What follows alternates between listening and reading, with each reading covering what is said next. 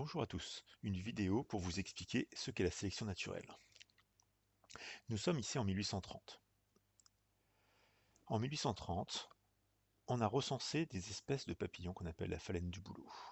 En 1830, on a recensé partout au Royaume-Uni uniquement des formes blanches de phalène du bouleau.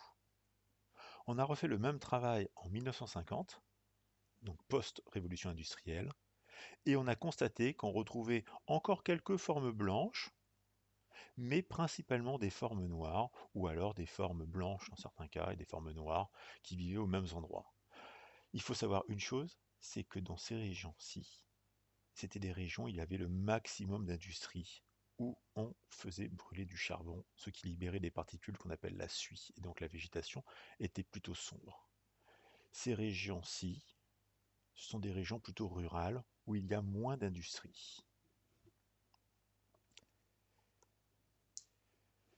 En fait, on a relié ça à la forme du papillon. On s'est aperçu que les papillons blancs, qui étaient sur le bouleau, qui est un arbre blanc, hein, une écorce blanche, étaient mieux dissimulés. Si les formes blanches sont mieux dissimulées sur les bouleaux blancs, ils sont moins vus par leurs prédateurs, des oiseaux, moins mangés. Ils sont donc plus nombreux et ils peuvent mieux se reproduire et transmettre cette forme couleur blanche à leur descendance. Si un papillon noir arrive dans une région avec des bouleaux clairs, il est plus visible, il est plus prédaté, plus mangé, il se reproduit moins.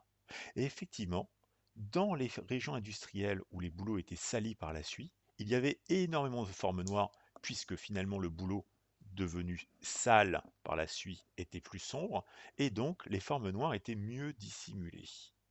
Ils pouvaient donc mieux se reproduire. Alors que dans les régions rurales, les bouleaux restaient blancs et les formes blanches étaient favorisées par leur couleur blanche. Imaginez maintenant qu'un papillon noir se balade, parte de sa région industrielle où il était favorisé et aille dans une région plus rurale, il va être défavorisé à ce niveau-là. La sélection naturelle, c'est donc cela. C'est une mutation qui donne une nouvelle caractéristique, une mutation qui intervient au hasard. Cette caractéristique peut être avantageuse pour l'individu. Dans ce cas-là, il va pouvoir se reproduire de façon plus importante et transmettre cette caractéristique avantageuse. Ou alors elle peut le défavoriser. Dans ce cas-là, ça va entraîner des problèmes de reproduction et donc il ne sera plus capable ou moins capable de transmettre sa caractéristique.